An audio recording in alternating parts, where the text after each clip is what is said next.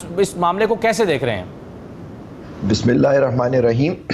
बहुत शुक्रिया आपका। देखिए, ये मामला तो कई महीनों से चल रहा है और ये इससे पहले जो चीफ जस्टिस थे, ये उसके ज़माने में इन अदालतों की मुंतकली की गई ईवान अदल, जहाँ ये अदालतें हैं लाहौर में, दूसरी जगह। और ये बहुत अरसे से डिमांड थी वकला तंजीमों की, वकला एसोसिएशंस की, कि जी इनको वापस ईवान अदल में मुंतकिल किया जाए। इस पर अब ये नए चीफ जस्टिस तो अभी आए हैं, तो ये तो पहले से मामला था, उस वक्त नहीं हुआ। गवर्नमेंट किसकी है?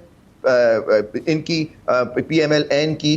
फेडरल लॉ मिनिस्टर जो हैं वो आज़म नज़ीर तारड़ हैं, वो एहसन बून साहब एक ही ग्रुप के हैं। मैंने अभी एक कन्वेंशन हुआ था लाहौर में जिसमें एहसन बून साहब थे, मैंने वहाँ कहा था कि जी आप इसको एहसन तरीके से इसको सॉल्व करने की कोशिश करें। लॉ मिनिस्टर हैं आज़म नज़ीर तारड़ साहब, एहसन बून साहब हमारे सीनियर मेंबर हैं पाकिस्तान बार काउंसिल में, हसन रजा पाशा साहब बैठे हैं, आप कह रहे हैं वहाँ, मैं भी पाकिस्तान बार का। हमने वहाँ सजेशन दिया था कि जी आप इसको कोशिश करके ख़त्म कराएं।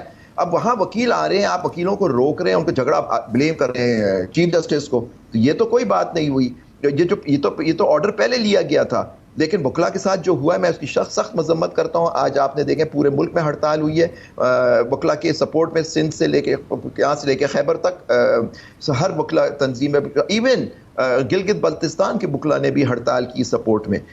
जुबैर साहब, पहले आपके सामने ये सवाल रखूंगा कि ये जो मामला है इलेक्शन ट्राइब्यूनल्स के लगाने का, लाहौर हाई कोर्ट की तरफ से 7 नाम दिए गए जजेस के, लेकिन इलेक्शन कमीशन उनको नोटिफाई नहीं कर रहा। शायद इलेक्शन कमीशन मजीद नाम मांग रहा है कि ज़्यादा जजेस के नाम दिए जाएं और उनमें से फिर कुछ जजेस को चूज़ करके उनको नोटिफाई किया जाए। आप बता सकते हैं कि सही तरीकाकार क्या होता है? क्या ये सवाबदीदी इख्तियार लाहौर हाई कोर्ट का है, चीफ जस्टिस का है, कि वो नाम दें कि ये नाम है जिनको इलेक्शन ट्राइब्यूनल्स जिनके ऊपर बनना चाहिए? तरीकाकार क्या है? देखिए, तरीकाकार ये होता है कि इलेक्शन के बाद ट्राइब्यूनल्स बनते हैं इलेक्शन पटिशंस को सुनने के लिए। वो ट्राइब्यूनल्स जो होते हैं वो चीफ जस्टिस की सवाबदीद होती है, जजेस हाई कोर्ट की, वो नॉमिनेट करते हैं जजेस को। इलेक्शन कमीशन का काम है उसको नोटिफाई करना।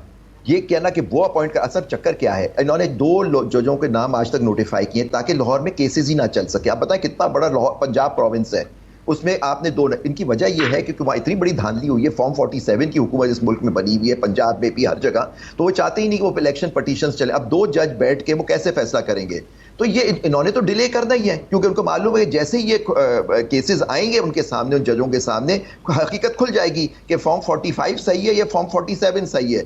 पाकिस्तान में इलेक्शन फॉर्म 45 हुआ लेकिन हुकूमत फॉर्म 47 की बनी हुई है।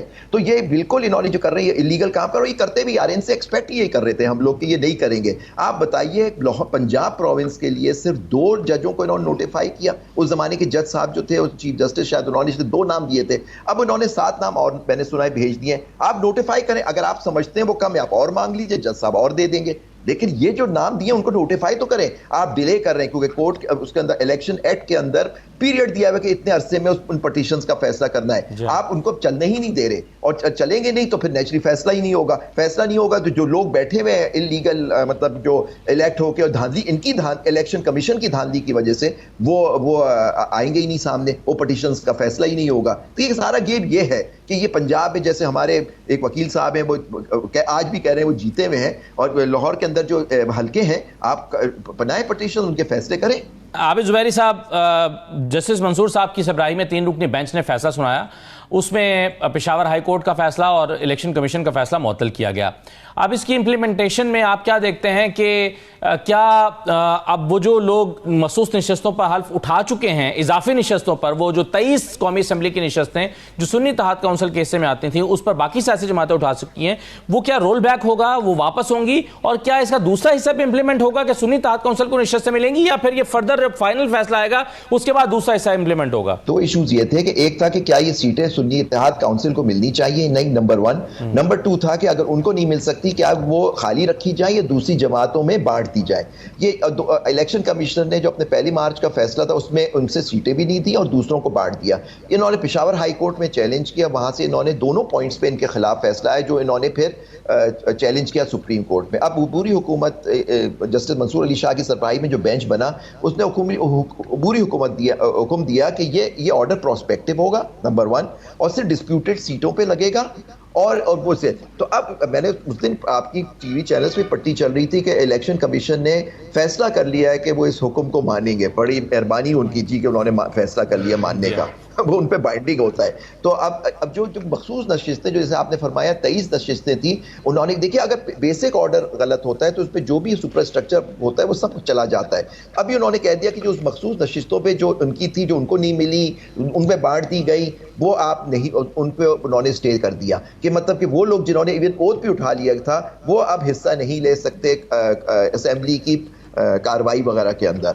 अब वो इनको चाहिए, उसूलन ये होना चाहिए क्योंकि टेम्परेरी है फैसला है, उनको डी नोटिफाई करेंगे जिनको उन्होंने इनके अगर उन्होंने इनके नोटिफिकेशन इशू कर दी ना, उन्होंने वहाँ हल्फ भी ले लिया होगा मेंबर बनने का, तो ये इससे हुआ। तो ये बड़ा एक, मैं समझता हूँ बहुत एक खुश आइंद फैसला था कि देखिए अगर ये भी फैसला होना है कि क्या सुन्नी इत्तेहाद काउंसिल को, पहली बात है कि ये डिसाइड होना है कि क्या ये इंडिपेंडेंट थे जो लड़े थे, क्योंकि इन्होंने सबने अपने टिकट तो अपनी पीटीआई के, आपने सिर्फ निशान लेने से क्या वो इंडिपेंडेंट हो गए? अगर इंडिपेंडेंट हो गए तो क्या वो असेंबली में वापस आके फिर अपनी जमात के मेंबर नहीं हो सकते? क्योंकि वो इलेक्ट हो कह जी हम तो, क्योंकि उनकी पार्टी तो अभी इलेक्शन कमीशन में रजिस्टर्ड है। एक नंबर 1 सवाल है, सुप्रीम कोर्ट को फैसला करना है कि उनकी बल्ले निशान लेने से वो इंडिपेंडेंट हो गए, सुन्नी इत्तेहाद काउंसिल में शामिल होने से उनको सीटें के हकदार थे या नहीं थे, और फिर अगर नहीं थे तो क्या दूसरी जमातों को उनकी शेयर से ज्यादा, क्योंकि देखिए डिफाइंड है कॉन्स्टिट्यूशन के अंदर कि किस तरह से आपको मखसूस नशिस्तें बनेगी, अगर आप उस शेयर से ज्यादा फिर जो नशिस्तें जो उनको मिलनी थी वो दूसरों में बांटी जा सकती थी या नहीं?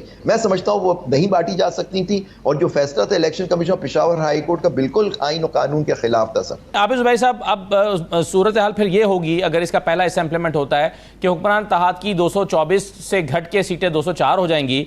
अब 204 होने का मतलब यह है कि उनके पास 2/3 अक्सरियत नहीं रहेगी, तो कोई भी आईनी तरमीम फिर नहीं आ सकेगी। यानी जो जजेस की अपॉइंटमेंट के बिल में तब्दीली लाने का एक खबर हमारे सामने आ रही थी, या टेन्योर पोस्टिंग के हवाले से बात हो रही थी, जिसको लॉ मिनिस्टर ने जिसकी को रद्द नहीं किया था, जिसके ऑप्शन को एक शो में उन्होंने कहा था कि जी मैं इसकी तरदीद नहीं कर सकता इस स्टेज पर। तो ये मामला फिर तब तक रुक जाएगा तब तक कि जब तक कि हतमी फैसला नहीं आता और जब तक कि 2/3 अक्सरियत बहाल नहीं हो जाती। बिल्कुल, ये तो रुक गया है। मतलब उनकी सीटें, 23 सीटें डिस्प्यूटेड जो सीट्स हैं उस पर तो इस हुक्म इम्तनाई मिल गया है, उस पर तो स्टे आ गया है, तो वो तो इस्तेमाल ही हो सकती, तो उस वक्त तक ये मामला रुक गया।